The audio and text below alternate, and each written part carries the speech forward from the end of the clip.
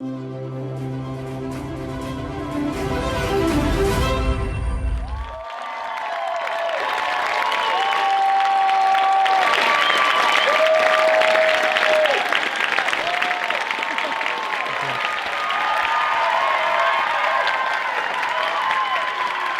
you, thank you.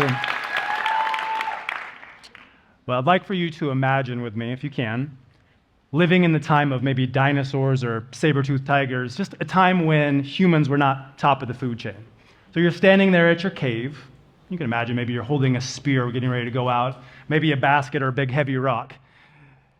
You're thinking about gathering or hunting for that night's meal, going out to hunt and bring it back home into your humble dwelling. So you stand there at the edge of your cave, but you notice something. Your heart rate is racing in fear of what could be outside. Remember dinosaurs, saber-toothed tigers. Your eyes dilating wide open to let in more light. Your digestive system is inhibited to conserve energy, just in case you got to run really fast. All these processes happening, and yet you still go out and you hunt and you gather, and then you come back home with that night's bounty. As you arrive home, we do what a lot of us do after a kind of a challenging day. And I'm going to have you do this with me. We take that relief sigh. So as you get home from hunting or gathering, I want to do this with us together. All of us breathe in through your nose. And then release it with a sound, just, I am home safe. As you do that, kind of affirming that you're home safe, your eyes go back to their normal dilation, your heart rate begins to slow, and maybe you even start to digest because you're excited for that night's meal. All of these functions that I just mentioned to you are that of the automatic or autonomic nervous system. It's there to keep you safe and help you self-regulate.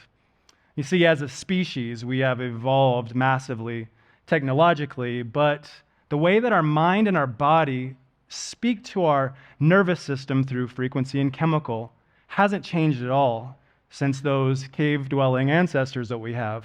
It's still the same top-down. We think about things and then we feel them, or we sense them. We smell, taste, touch, and then we think about them, reactions that have happened ever since we were living out there in the wilderness. I'd like to introduce to you today something called the language of breath. This is a philosophy of breathwork and self-awareness that allows us access to this automatic or autonomic nervous system. It disrupts our default patterns of reaction, allows us to be more present, and really allows us to feel peace in each moment. The first tenet in this language of breath is that awareness is the foundation to all positive change. We have to be aware of our environment if we're going to make any changes in it. Otherwise, we're just riding along. We have to slow things down and say, that's what I'm feeling right there. This is what I'm seeing. This is what I'm feeling. This is what I'm observing. As an example, imagine you're off in the desert, the wilderness, the forest, and it's late at night and you're walking along a trail and you see what appears to be a snake. So, of course, you step back, maybe even run the opposite direction, possibly in fear, not witnessing any of it.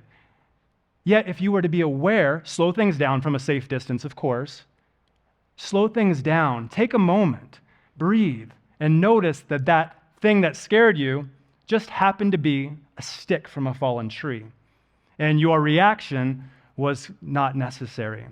If you find yourself reacting to the world, I'd like to offer to you a parasympathetic dominant breath called the cadence of bliss. This particular breath allows us to slow things down. We're all going to do this together. Let's all breathe in through our nose for a count of 4, 3, 2, 1. Now hold. 7 counts at the top, noticing. Maybe you bring your hands to your heart, and then releasing for a count of 8, 7, 6. You can make sound as you let it go all the way down, letting it go, letting go. Let's do that again. Breathe in for a count of 4, 3, 2, 1. Now hold. Witness the heartbeat. Maybe it's fast, maybe it's slow, and then letting it go for a count of 8, 7, 6, all the way down, 3, 2, 1. You can go back into your normal breath. The second tenet is that our Conscious and unconscious and conscious self are not separated. They are one in the same. Now, we're told that our unconscious self does a lot of things for us. You may know of some of them: the heart beating, respirations, digestion, winking, sleeping, snoring, whatever that is that we do on an unconscious level. But that is still you. There's no separation between the unconscious you and the conscious you. The third tenet is that unconscious you is always trying to help you survive. We think things a lot that are just not true. We think, this is going to happen to me, oh my goodness, we have to worry about this. I want you to imagine with me that maybe you're running through the airport, and maybe anybody done this, running through the airport where you think you're running late for a flight. So you're dragging your bag, your carry-on luggage, clicking along each tile. You're thinking about all the things that are going to happen if you miss your flight, right? You have to get a hotel. You have to maybe get a rent-a-car. You got to call the boss. You're going to be late. Get a sitter. What if they lose your luggage? But yet you get to your gate and you realize the flight was delayed, and that reaction that you had was completely unnecessary. If you find yourself in this kind of situation, something similar, I'd like to offer to you what we call the soldier's technique. This particular technique is something you can do while moving, while running, while walking. You can do it while you're sitting down. We're going to do this together while you're all seated here. We take a breath in for a count of 1, 2. Now release it for 4 counts all the way down. I'm going to be stepping here. Imagine you're running, breathing in for 1, 2, and release. 4, 3, 2, 1. Now increase it to 3. 1, 2, 3. Now release 6 all the way down. One more time. Breathing in, 3 counts. And release 6, 5, 4, 3, 2, 1. Beautiful. We can all sympathize or even realize that there are a lot of things that we have to deal with in our lives. We have to manage our lives, jobs. Maybe some of us have children. We have our bosses we have to deal with, relationships we have to work through, and even navigating this changing world.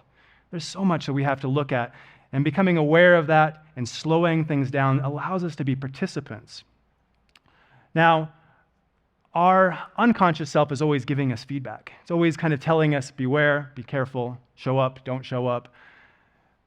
When we have this separation between our conscious and conscious self, they're not working as a team. But should we learn the language to communicate to them, we can then make the unconscious and conscious self a team, not against each other. And when we can make them a team, it becomes a healthy team. The actions of breath work become the words you use to slow things down. As we slow things down, you can find yourself maybe becoming more of an observer in this world rather than a reactor. Thank you for speaking the language of breath with me today. Thank you. Thank you.